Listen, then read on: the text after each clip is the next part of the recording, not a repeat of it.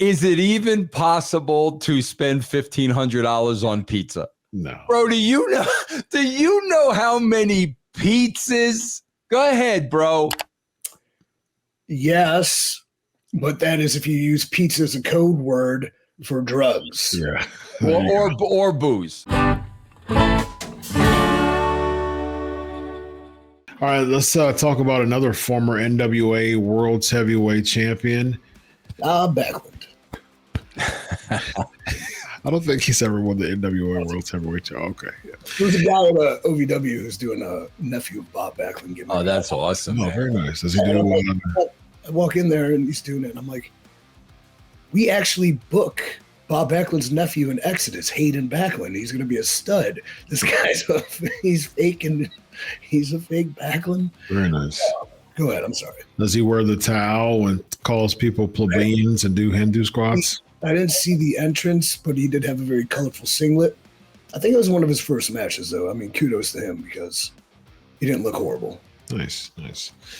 That's why characters still matter, ladies and gentlemen. Bro, I'll never forget, man, his warm-up at TNA, bro. Now, everybody's rehearsing the big moves in the ring. That's what they're doing before the show. Bro, I can't tell you how many times I witnessed this. He would walk up and down the 3 ring steps for well over an hour until Chris drenched. Like he literally looked like he just got out of the rain. Up the steps, down the steps, up the steps for over an hour, Chris. Wow. Unbelievable. That just goes to show you, man, that there's no excuses of not to work out. You can find anything to work out for sure, man. When I was a personal trainer, I used to love to train the meatheads because I would do a Frisbee workout. I would have them grab 2 Frisbees and I would do a full body workout. I've made people throw up doing it before too. Yeah, just 2 Frisbee, full body workout. That sounds very intriguing. Yeah, it's really cool. Indeed. All right. So Ric Flair, ladies and gentlemen, another person who would train to do Hindu squats with Vern Gagne back in the AWA in Minnesota. But nowadays, unfortunately, he is still working the gimmick, man. And unfortunately, he's still allowing alcohol to speak for him. And there was an incident recently at a bar that I looked at the video and I'm not going to play it here, but but he spent $1,500. He actually had a tweet about it too. He got into it with the restaurant manager. Well, hold on, Chris. Yeah, go ahead. Can either you or EC3 explain to me, is it even possible to spend $1,500 on pizza? No. Bro, do you know how many pizzas? Go ahead, bro. Yes, but that is if you use pizza as a code word for drugs. Yeah. Or booze. Or there booze. Yeah, I could see $1,500 for booze, yeah. But for pizzas, bro, like, come on. And the thing is, to keep it in context, he was talking about giving the person $1,000 tip. He kept swinging that around. $1,000 tip, $1,000 tip. So he'd spend. So even if it's $1,000 tip, he spent $500 at a pizza restaurant. I don't know if he had like a squad with him or something like that, but $500 at a pizza spot, that's still huge stretch. $75 for extra anchovies. There you go. Yeah, it's end up being. I listened to the whole thing, looked at the whole thing, just his interactions, man, slurred speech, and Vince, man. I mean, someone who worked hand in hand with Ric Flair for a long time. This goes back to, and I know I'm gonna get a lot of heat for this, but I don't care because I want to back up one thing, bro. That was going down around the same time.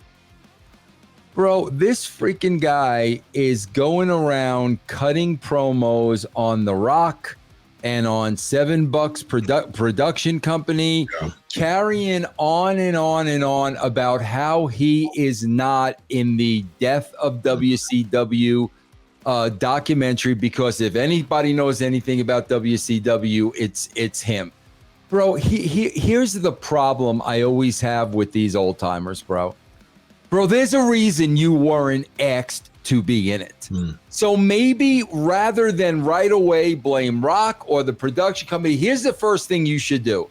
Look in the mirror and ask yourself the question, man, I really should have been in that documentary. Why wasn't I?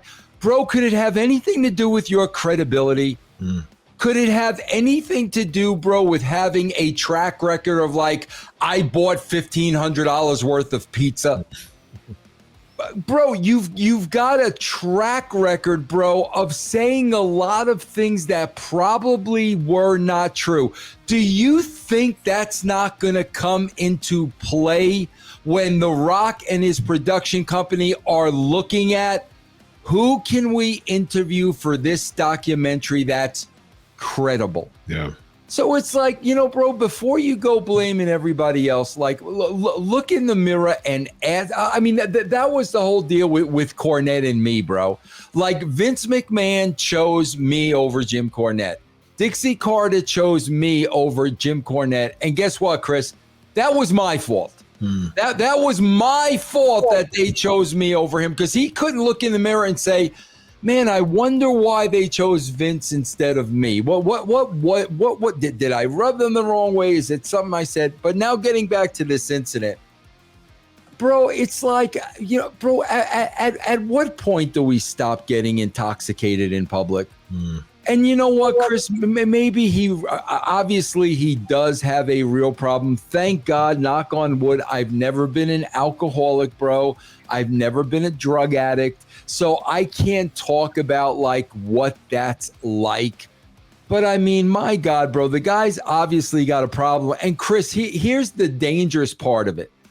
When you watch that clip, bro, that one dude in the bar was like, yeah, you want to go outside? Yeah. We'll go out. Bro, this guy is, however old he is, 75, 80 years old. Bro, he's not 35 anymore. And bro, he gets intoxicated like that in public places. Bro, somebody could hurt that guy. And that one dude was, bro, yeah, bro, you challenging me to go outside? But yeah, bro, this guy's got to be careful for his own freaking well-being, bro. Yeah. Do you think it's just pride at this point, like, and mixed with shame, as far as just like, because, I mean, at 75 years old, he's just not going to be able to go toe-to-toe with the 20, 30, 40-year-old person. I think like EC3 will really be able to address this, because, bro, when you look at like a Hogan and you look at like a Flair, bro, they feel they got to be that gimmick 24/7. So he's got to be in a bar. He's got to be drunk. He's got to be cutting the promo. And it's like, because he thinks that's what people want to see. Bro, I promise you, nobody wants to see you in that state, bro. Yeah. EC3, man, what do you think about just, I mean, Ric Flair is unfortunately creating his own dark side, episode right now with the way that he's going as far as the trajectory. I really hope that there's some intervention that comes in there. But just what are your thoughts of just looking at Ric Flair nowadays, still battling with alcohol issues and denying it to the documentaries that he's been on, still saying that, I do 3 beers a day. I mean, not 3 beers a day, but I wake up drinking, afternoon drinking, in the evening drinking, and still kind of playing the gimmick as if it's funny. I mean, it's not funny. So what do you think about that, BC3? It's not funny yet. We're talking about it in some sort of jest, but it's kind of like the only way you can discuss something that's sort of sad and tragic, because you don't want to see somebody you admire and respect and, hero in a sense to a lot of people. Yeah. What he's done to kind of go down. I think what people really want to see out of him is him to be happy and healthy and, fulfilled. So it is unfortunate. I mean, the late, great Andrew WK once said, when it's time to party, we will party hard. Mm-hmm. And he's kind of taken that to heart. I thought we were going to talk about the fact he had a heart attack in his last match. Yeah. But that too. All Andrew WK quotes aside, you just want him to be okay and what's the best for him. But at the same time, he controls his narrative. Dare I say, this is his life. He wants to go down like that, and well, yeah, I mean, it's what you just said, bro. You just said, you you want him to be happy, and I don't know, Chris. Does that make him happy? maybe. No, it doesn't. I mean, You don't think so, no. bro? It basically, it's a Band-Aid to a really, really deep emotional wound. And it goes back to not feeling like he was a good enough father. It goes back to Reed dying. There's so many elements, that's compiled in 75-year-old Ric Flair, that playing the gimmick is like an escape from being and really looking in the mirror and addressing who he really is. He's even said in a documentary, it's like, I don't know who Richard Flair is. I don't even know who that guy is. And to me, that's one of the saddest things I've ever heard from him, because he's playing like he's living the gimmick so much to the fact that he doesn't even know who he is. And the thing is, you've got to keep living the gimmick because despite who you are a lot, you're still going to have real life issues. So you still need to handle real life issues as a real life person, gimmick aside. But how he handles it is, I'm going to stay in the gimmick so I can escape away from it. And unfortunately, the fans, and this is, I mentioned y'all's thoughts on this too. The fans don't help it either, because they just kind of stoke the fire of keep living the gimmick. And so the more that they stoke that fire, the less he has to worry about really calming down, thinking about his real life issues. And unfortunately, when you're dealing with the psychological concept of escapism, that's where alcohol comes in, because it allows him to go away from dealing with a lot of real life issues that's been compiled for probably 40 plus years of his life. Yeah, like a lot of everybody has traumas from their past. And I think a man of that legacy and stature and that generation probably never had the opportunity to really revisit them and sort of take the necessary steps to heal them. And you mentioned, the son and the father issues, like what he grew up in. The most interesting people we know have all had effed up childhoods too. Like, I don't know what his would be, but like to get to a high level in any sort of industry, especially professional wrestling, more often than not, they've had sort of a background that's kind of hard to overcome. So, I don't know what I'm trying to say, short of like men should, our generation seemingly talking about it at least, but like finding outlets to speak and hopefully heal the traumas of their past. Yeah. Maybe he's too much pride to do that. Whereas if he could, and these later years of his life, could live with true like fulfillment and happiness, I think that's what everyone would like to see. Yeah. What do you think, Vince? Closing on that.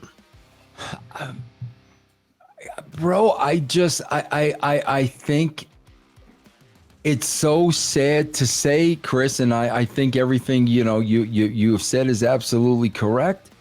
It just at 75 years old, bro, it seems like that's the way he wants to live his life. Yeah. That's I mean, bro, the guy admitted, I want to die in a wrestling ring. Do you know how sad you talk about him saying, I don't know who Richard Flair is. You want to die in a wrestling ring because you think you're going to go down as some, like, man, bro, what are you going to do, bro? You're never going to change him. If that's the life he wants to live, that's going to be the life he lives, man. Indeed.